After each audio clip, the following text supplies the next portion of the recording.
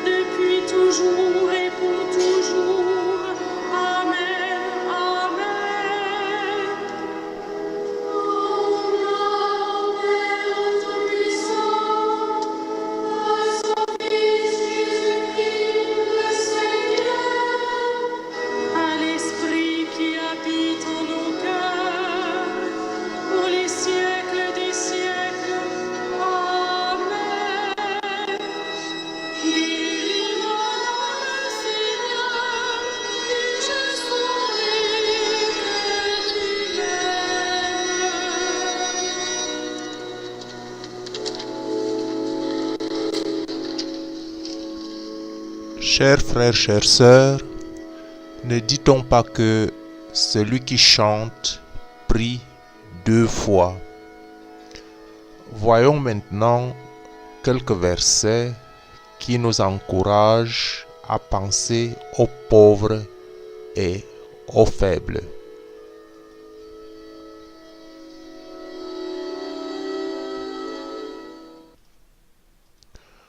Nous lisons en Philippiens 2,4 que chacun de vous, au lieu de considérer ses propres intérêts, considère aussi ceux des autres. Que chacun de vous, au lieu de considérer ses propres intérêts, considère aussi ceux des autres. Portez les fardeaux les uns des autres et vous accomplirez ainsi la loi du Christ. C'est la loi du Seigneur quand on porte les charges des autres. Parce que par amour fraternel, nous devons être pleins d'affection les uns pour les autres.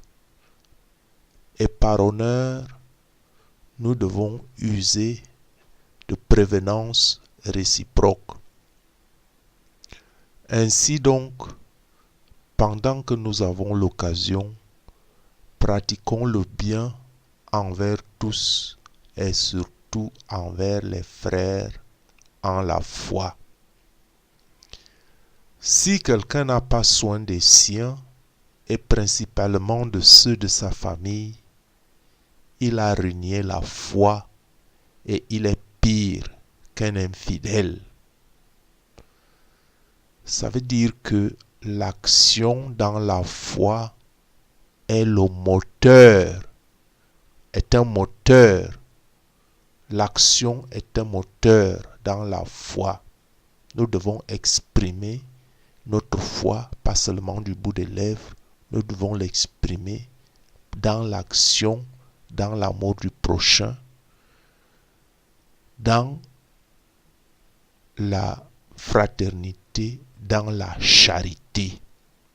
Parce que celui qui ferme son oreille au cri du pauvre criera lui-même et n'aura point de réponse. Celui qui a cependant pitié du pauvre prête à l'Éternel. C'est les Saintes Écritures qui nous le disent, que celui qui a pitié du pauvre prête à l'Éternel, qui lui rendra selon son œuvre. Soyez donc bons les uns envers les autres, compatissants, vous pardonnant réciproquement comme Dieu vous a pardonné en Christ. Et Christ disait en Jean 13, 34, 35, il disait, « Je vous donne un commandement nouveau, aimez-vous les uns les autres comme je vous ai aimé. Vous aussi aimez-vous les uns les autres. À ceci, tous connaîtront que vous êtes mes disciples, si vous avez de l'amour les uns pour les autres. » Si quelqu'un possède les biens du monde et que, voyant son frère dans le besoin, il lui ferme ses entrailles, comment l'amour de Dieu demeure-t-il en lui? Petits enfants, n'aimons pas en parole et avec la langue, mais en action et en vérité. C'est ce que je disais tout à l'heure, que l'action, la charité, l'amour, c'est le moteur de la foi. Vivons notre foi par l'exemple. Ne vivons pas la foi en parole, avec la bouche. Vivons la foi en acte. Vivons la foi dans le cœur. Matthieu 25, verset 40 nous dit, « Et le roi leur répondra, « Je vous le dis en vérité, toutes les fois que vous avez fait ces choses à l'un de ces plus petits de mes frères, c'est à moi que vous les avez faites. » Donc voyez Dieu à travers les autres. Voyez les autres à travers Dieu. Proverbe 28-27 nous dit: celui qui donne aux pauvres n'éprouve pas la disette, mais celui qui ferme les yeux est chargé de malédiction. Donc, frères et sœurs, ne nous lassons pas de faire le bien, car nous moissonnerons au temps convenable.